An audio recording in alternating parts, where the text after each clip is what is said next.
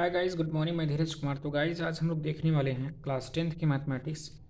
Chapter हमारा चल रहा है प्रश्नावली 1 का भी, और इसमें हम लोगों ने सवाल नंबर 3 तक कर लिया है पूरा, और सवाल नंबर चौथे को आज देखने वाले हैं। तो सवाल नंबर चौथे में ये कहा जा रहा है कि यदि एच सी एफ 306 और 657 का, यानी दो धनात्मक संख्या, दो संख्याएं जो हैं, इनका एच सी एफ जो है वो 9 दिया जा रहा है, और ये कहा जा रहा है कि एल सी एम 306 और 657 ज्ञात कीजिए। मतलब इन 306 और 657 का हमें एल सी एम ज्ञात करना है।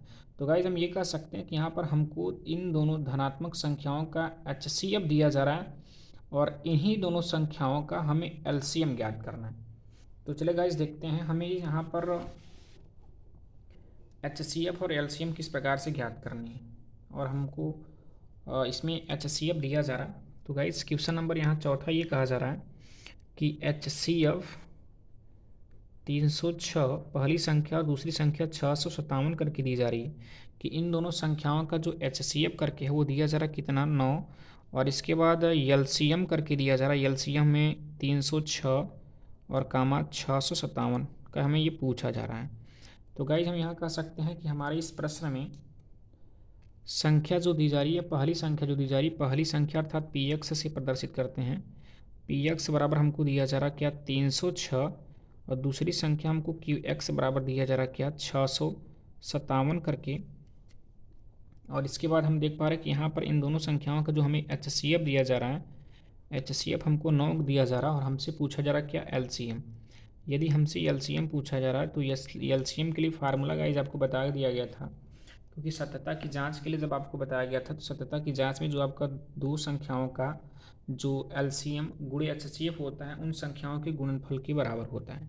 तो उसी फार्मूले से हम एलसीएम निकालते हैं। तो एलसीएम के लिए सूत्र हो जाएगा, एलसीएम बराबर होगा फार्मूला पहली संख्या गुणे दूसरी संख्या, और बटे आपका हो जाता है एचसीएफ। तो गाइज इस फार्मूले के द्वारा हम एलसीएम ज्ञात कर सकते हैं, और एलसीएम ज्ञात करने के लिए मैंने कहा ये फार्मूला होगा। तो पी एक्स अर्थात पहली संख्या आपकी 306 हो जाएगी, और दूसरी संख्या आपका क्यू एक्स होगा जो कि 657, और बटे आपका एच सी एफ दिया गया है। मैंने कहा यहाँ से एच सी एफ को 9 मिल रहा है, तो 9 लिखते हैं। तो यहाँ से एल सी एम मिलेगा आपको, तो यहाँ से आप 9 का अगर डिवाइड कर लेते हैं तो आपको एल सी एम मिल जाएगी। तो गाइज आप यहाँ से कर सकते हैं, कटा सकते हैं, और 9 एक का 9, और इसके बाद यहाँ से आप इसको कटा दीजिए। 9 छक 54, 9 सती 63, 9 सती 63, और यहाँ बचा आपका 2 और 27 होगा, तो 9 3 27। तो यहाँ मिला आपको 306 गुणे 73 करके। तो यहाँ से एलसीएम जो हमको मिलेगा, यदि हम 306 का गुणा 73 में कर लेंगे, 73 में गुणा करने पर आपको मिलेगा क्या, 22 33 8। तो यहाँ से हमें जो एलसीएम मिला गाइस वो मिल रहा है क्या, 22 33 8 करके। तो सवाल में फिर से एक बार देखते हैं। सवाल में कहा गया 306 और 657 का एच सी एफ हमको दिया जा रहा, हमको एल सी एम पूछा गया। तो हम यहाँ पर एल सी एम का फार्मूला जो कि हमने आपको इस प्रश्नावली 1B में इंट्रोडक्शन वाला या बेसिक क्लास जो मैंने दिया था, उसमें फार्मूले को लगभग से अच्छी तरीके से डेरिवेशन करवा दिया। आप वहाँ से जाकर समझ सकते हैं कि एलसीएम का फार्मूला क्या हो सकता है और कैसे निकाला जाए। तो एलसीएम बराबर हो जाएगा आपका पी एक्स अर्थात पहली संख्या गुणे दूसरी संख्या बटे एच सी एफ, और इसमें पहली और दूसरी संख्या रखने के बाद 9 जो कि आपका एच सी एफ है, इससे डिवाइड किया गया तो आपको ये मिला। इन दोनों का गुणन करने पर आपको मिल जाएगा। तो चलिएगा इस सवाल नंबर हम लोग देखते हैं 5वें को लेकर। सवाल नंबर 5वें में कहा जा रहा है क्या, एच सी एफ दिया जा रहा है, वो भी इसी प्रकार वो भी क्वेश्चन है क्या, एच सी एफ 225 कामा 60। मतलब पहली संख्या 225 है, दूसरी संख्या 60 है, इन दोनों का जो एच सी एफ है वो दिया जा रहा है आपको कितना, 225 गुणे 5 और माइनस 10 यक्स करके। और यहाँ पर गाइज आपसे कहा जा रहा है तो यक्स का मान ज्ञात कीजिए। तो हमें यहाँ से यक्स का मान ज्ञात करना है। तो हमें ये करना होगा कि इन दोनों संख्याओं का जो एच सी एफ होगा वो बराबर हो जाएगा इन संख्याओं के। तो सबसे पहले हम 225 और 60 का हम निकाल लेते हैं एच सी एफ। तो एच सी एफ करेंगे, अब भाज्य गुणनखंड विधि द्वारा आप कर सकते हैं। तो इनका एच सी एफ करने पर क्या आएगा, तो गाइस मैंने कहा इधर से आप इस प्रकार से पहले खंड कर लेते हैं 225 का। तो चलिए हम 5 से डिवाइड कर रहे हैं, तो 5 चौके 20, और यहाँ पर 2 बचा 25 हो गया, 5 हम 25। फिर 5 से कर लेते हैं, 5 9 45, पुनः 3 से करेंगे, 3 3 9 और 3 1 3। तो इनका जो खंड होगा लिख सकते हैं 5 गुणे 5 गुणे और 3 × 3 करके। और 60 को कर लेते हैं। 60 का खंड करने पर क्या होगा, तो 60 को इस प्रकार से करेंगे, 2 से कटाएंगे तो 30 दूना 60, और 2 से पुनः कटाएंगे तो 15, 3 से कटाने पर 3 × 5 = 15, फिर 5 × 1 = 5। तो यहाँ 2 × 2 × 3 × 5 मिला। तो यहाँ पर गाइज इन दोनों का जो HCF होगा वो HCF आपको मिलेगा क्या, देख पा रहे कि यहाँ पर केवल 3 मिल रहा है, तो इस पर जो HCF होगा वो आपको 3 मिलेगा। और 5 भी मिल सकता है गाइज, देखिए 5 और 5 मैचिंग कर रहा, 5 कर सकते हो। तो यहाँ HCF आपको 3 × 5 = 15 करके मिला। तो यहाँ पर ये कहा गया कि इन 225 × 5 - 10x जो होगा वो इन दोनों संख्याओं की HCF के बराबर होगा। तो 225 × 5 - 10x जो है वो किसके बराबर होगा, इन दोनों की HCF। और HCF आपको क्या मिला, HCF हमको यहाँ 15 मिल चुका है, तो 15 के बराबर होगा। तो चलिए यहाँ से हम गुणा कर लेते हैं। 5 हम 25, 5 हासिल लगा 2, 5 दूनी 10, 10 और 2 हासिल 12, हासिल लगा 12 हुआ, और हासिल आपका 1, और 5 दूनी 10 और 11। तो यहाँ हमको मिल चुका है 1125, और -10x से बराबर आप 15 कर सकते हैं। तो -10x और ये 1125 जो प्लस में है, इनको इस तरह पक्षांतर करेंगे तो माइनस में जाएगा, तो होगा 15 - 1125।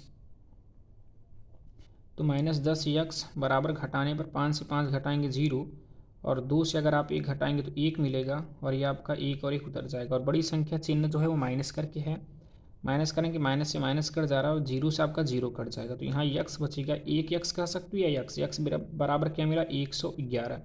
तो गाइस हमें यक्स का मान पूछा गया, तो यक्स का मान क्या मिला हमको, 111 करके। क्योंकि सवाल नंबर 5वां करके है, और किस प्रकार से करनी है मैंने कहा, दोनों का HCF जो होगा यहाँ से, इन दोनों का जो HCF होगा इनके बराबर होगा, तो HCF 15 मिला, इनके बराबर कर दिया गया। और यहाँ से मैंने कहा इनका गुणा करें 1125, पक्षांतर कर दिया गया, और घटाने पर ये मिला, 0 से 0 कट जा रहा, माइनस से माइनस कट जा रहा, तो यक्स बराबर क्या मिलेगा, 111। तो चले गाइस इसके बाद देखते हैं सवाल नंबर 6वें को लेकर। सवाल नंबर 6वें में क्या कहा जा रहा है, सवाल नंबर 6वें में कहा जा रहा है कि यदि HCF दिया जा रहा है किन्हीं दो संख्याओं का, HCF है आपके 120 और 255 का जो HCF है वो दिया जा रहा है आपको 15, और LCM पूछा जा रहा है। LCM आपको ज्ञात करनी होगी 120 और 255 का। तो जो कि सर जी, या इसमें आप ये समझ सकते हैं कि सवाल नंबर जो मैंने चौथा बताया, चौथे की तरह सवाल नंबर आपका यहाँ पर 6वां भी करके है, जो कि हमें यहाँ HCF दिया जा रहा है और LCM आपको ज्ञात करनी है। तो यहाँ पहली संख्या मैंने कहा है आपको क्या दिया जा रहा है, पहली संख्या 120 है, और दूसरी संख्या दी जा रही है आपको 255। और यहाँ पर इनका जो HCF है, इनका HCF भी हमको दिया जा रहा है, HCF दिया जा रहा है 15, और हमको यहाँ से LCM पूछा जा रहा है। तो LCM के लिए मैंने आपको गाइस फार्मूला भी बताया। LCM का फार्मूला हो जाएगा क्या, पहली संख्या अर्थात PX, दूसरी संख्या QX बटे आप HCF दिखा सकते हैं, इसका ये फार्मूला होता है। तो हो जाएगा पहली संख्या आपकी 120, और दूसरी संख्या हो जाएगी 255, और बटे यहाँ से HCF की वैल्यू 15 है, आप 15 कर सकते हैं। तो यहाँ मिलेगा LCM बराबर, LCM की वैल्यू क्या मिल जाएगी, यहाँ से 15 को मैं 225 से कटा सकता हूँ, 15 15 ही हम 225 हुआ, और 15 का गुणा इधर से हम 12 में कर लेते हैं, अर्थात 120 में कर लेते हैं, हमारा आंसर हो जाएगा।